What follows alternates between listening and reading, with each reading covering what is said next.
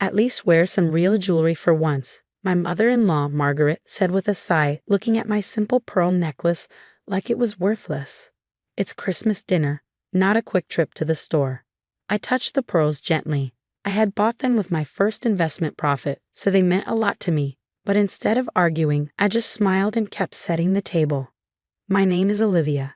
I'm 35 years old, and for the past 8 years, my husband's family has called me a gold digger. They think I married Andrew just for his family's money. His parents, Margaret and Robert, own Harrison Technologies, a big company. But what they don't know is that they are completely wrong about me. Be careful with those plates, dear, Margaret added. They're expensive. Try not to break them like last year. That never happened. Margaret liked to make up stories to make me look bad. Robert, my father-in-law, barely looked up from his phone. He was probably checking stock prices again. Andrew caught my eye and gave me a small smile, as if to say, I know, I'm sorry. We had agreed long ago to let his parents believe whatever they wanted for now. Then, Andrew's sister, Amanda, walked in, swinging her designer handbag. Mom, did you tell Olivia about the charity gala next week? Oh, wait, never mind. It's $1,000 per plate. She probably wouldn't be interested. I didn't want to make her feel uncomfortable, Margaret said, patting Amanda's hand. It's not her usual crowd. I held back a laugh. If only they knew that I had bought an entire table at that event, through my own investment company. Dinner went exactly as I expected. Margaret kept talking about Amanda's achievements while making small, cutting comments about my humble background. Robert hardly spoke, focused on his phone. Did you see the Wilson family's new yacht? Amanda asked while eating. Now that's success. Not like some people who can't even afford proper jewelry. She glanced at my pearls. I took a sip of wine, thinking about how I had actually bought a shipping company last summer. The Wilsons' yacht. It was parked at one of my marinas. But I didn't say anything, not yet. Well, Margaret sighed dramatically, not everyone is born into wealth. Some people have to marry into it. Just then, Robert suddenly looked up from his phone, his face pale. The stock, he muttered. It's dropping. The table went silent. Harrison Technologies stock had been unstable lately. I knew this well. After all, I had been secretly buying shares for years. It's just a small dip, Dad, Andrew said. You don't understand, Robert snapped. Someone has been buying large amounts of our stock. If this continues, we could lose control of the company. Margaret's fork hit her plate. Who would do that? Probably Phoenix Investments, Amanda guessed, naming their biggest rival. I wiped my mouth with my napkin. It was time. Actually, I said, it's not Phoenix Investments. They all turned to me. Margaret scoffed. And how would you know? She gave a mocking smile. You should just be grateful Andrew married you. A gold digger should know her place. The room felt colder. Andrew started to defend me, but I gently touched his arm. It's okay, I said, pulling out my phone. I think it's time you all knew the truth. Robert narrowed his eyes. Knew what? I turned my phone screen toward them. I know who's been buying Harrison Technologies shares because it's me. Through my investment firm, I now own 60% of the company. Silence. Margaret's face turned pale. Robert stared at my phone, shocked. Amanda opened her mouth but said nothing. But, that's impossible, Margaret stammered. You're just a gold digger? I finished for her. Actually, I was a successful investor long before I met Andrew. The humble background you mock? It taught me the value of smart investments, and now your company's future depends on me. Robert grabbed my phone with shaking hands. This can't be real. You're bluffing. Check your records, I said calmly. Look up Stellar Investments. I started building my portfolio at 22, and Harrison Technologies is just my latest purchase. These pearls. I bought them with my first investment profit. That simple car I drive, I own the dealership. And just like that, the room fell completely silent. Margaret's crystal wine glass shook as she set it down. You're lying, she said, but her voice wasn't as strong as usual. This must be some kind of trick. I pulled up another screen on my phone. Do you want to see the official documents? I have the ownership certificates, the reports from the last 5 years. Everything is right here. Under the table, Andrew squeezed my hand, a small, silent way of showing support. He had always known the truth. He had watched me build my business while his family ignored me, thinking I was just a pretty face who married for money. But the company meetings, Robert stammered, his face turning red. You never came to any of them. I did, I said, taking another sip of wine. Remember Sarah Chen, the quiet woman from Stellar Investments who sat in the back, the one no one ever paid attention to? I smiled as realization dawned on his face. She was my representative. I wanted to observe the company before making myself known. Amanda let out a nervous laugh. This is crazy. Dad, you can't believe her. She's obviously making it up. Check your phone, Amanda, I suggested. The news just went public 10 minutes ago. It should be everywhere by now. As if on cue, everyone's phones started buzzing with notifications. Andrew pulled out his phone and read aloud. Breaking news. Stellar Investments CEO Olivia Harrison revealed as majority shareholder of Harrison Technologies. Stock prices surged 15% on announcement. Margaret grabbed her phone and started scrolling quickly. With every swipe, her face grew paler. This can't be happening, she whispered. All this time? Yes, I confirmed. While you were mocking my simple clothes and thinking I wasn't good enough, I was building something real. Those charity events you thought I couldn't afford, I was secretly funding them for years.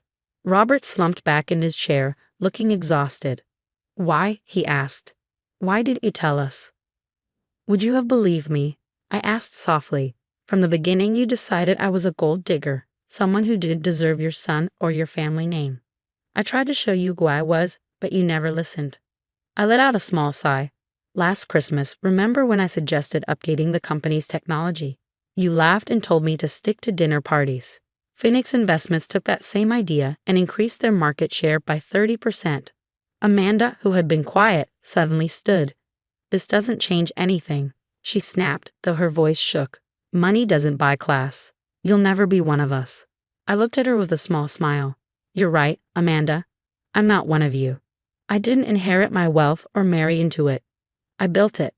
And now I own your family's company. Robert leaned forward, fear clear in his eyes. What are you going to do? He asked. You're not going to sell it, are you? That depends, I said, pulling a folder from my purse and placing it on the table. This is my plan for the company. Harrison Technologies has potential, but it needs big changes. Margaret hesitated before reaching for the folder. And if we refuse? You won't, Andrew said, speaking firmly for the first time. Because Olivia's plan will save the company. I've seen it. It's brilliant like everything else she does. I spread out the documents. First, we'll fix the gender pay gap. Then, we'll update the technology like I suggested last year. Finally, we'll start a scholarship program to help young investors from low-income backgrounds. Robert picked up a page and stared at the numbers. These projections, they're incredible. They're actually a safe estimate, I said. If everything goes right, we'll make even more. The room fell silent as my in-laws took in the truth. Everything they believed about me was falling apart. All those times, Margaret murmured, when you helped with charity events, when you suggested investments, you actually knew what you were doing. I did, I said simply. And now you have a choice. We can work together and make this company stronger, or you can fight me and watch everything you built fall apart. What's it going to be? 6 months after that fateful Christmas dinner, I sat in what used to be Robert's office, now mine, reviewing the latest quarterly reports. Harrison Technologies had transformed beyond anyone's expectations, except perhaps my own. The door opened and Margaret stepped in, carrying 2 cups of coffee. This had become our weekly ritual, though it had taken months to get here. The numbers look good, she said, placing a cup on my desk. Her voice carried none of its former condescension. Better than good, I replied, gesturing to the charts on my screen. We're up 40% since implementing the new tech infrastructure. The employee satisfaction scores have doubled, and our charitable foundation just awarded its first round of scholarships. Margaret sat down, her fingers nervously tracing the edge of her cup. I've been thinking about last Christmas, she said quietly. About how wrong we were about you. About everything. I looked at her, remembering the woman who'd spent years trying to diminish me. She looked smaller now, but somehow more real. It wasn't personal, I said. You were protecting what you thought was yours. No, she shook her head. It was worse than that. We were snobs, convinced that wealth only counted if it came with the right background. When Robert told me yesterday that he's stepping down and fully supporting your leadership, I realized how much we changed. The company had indeed changed. Robert, after initially struggling with the transition, had become one of my strongest supporters. His years of experience, combined with my fresh perspective, had created a synergy no one expected. Amanda took longer to come around, but last week she'd approached me about joining the Scholarship Foundation's board. "I want to learn," she'd said, without a trace of her former smugness. "I want to understand how you build all this." The sound of laughter from the hallway drew our attention. Andrew appeared in the doorway grinning. "The new tech team's prototypes just tested off the charts," he announced. "Even Phoenix Investments is asking for a partnership." I smiled, remembering how they'd once been our biggest rivals. Now, under my leadership, we were redefining industry cooperation. "Have them send over the proposal," I said. "And Andrew, make sure they know about the scholarship program. I want this partnership to benefit more than just the bottom line." Margaret watched this exchange with something like wonder. "You know," she said, "I used to worry that Andrew was making a mistake, marrying someone. Well, someone like you. I couldn't have been more wrong. You've not only preserved our family's legacy, you've made it better." I thought about the day I met Andrew, both of us young analysts at different firms. He'd seen past my humble clothes and packed lunches, recognizing the ambition that drove me. While his family saw a gold digger, he saw a partner. "The Christmas gala is coming up," I mentioned, turning back to my computer. "I think it's time we announce the expansion of the scholarship program. Double the recipients, focus on women in tech." Margaret's eyes widened. That's wonderful. I'd like to help if you'll let me. I may not understand all the technical aspects, but I know about building relationships." I nodded, acknowledging her offer. This was the Margaret I'd hoped existed beneath the prejudices, someone who, when given the chance, could rise above her own limitations.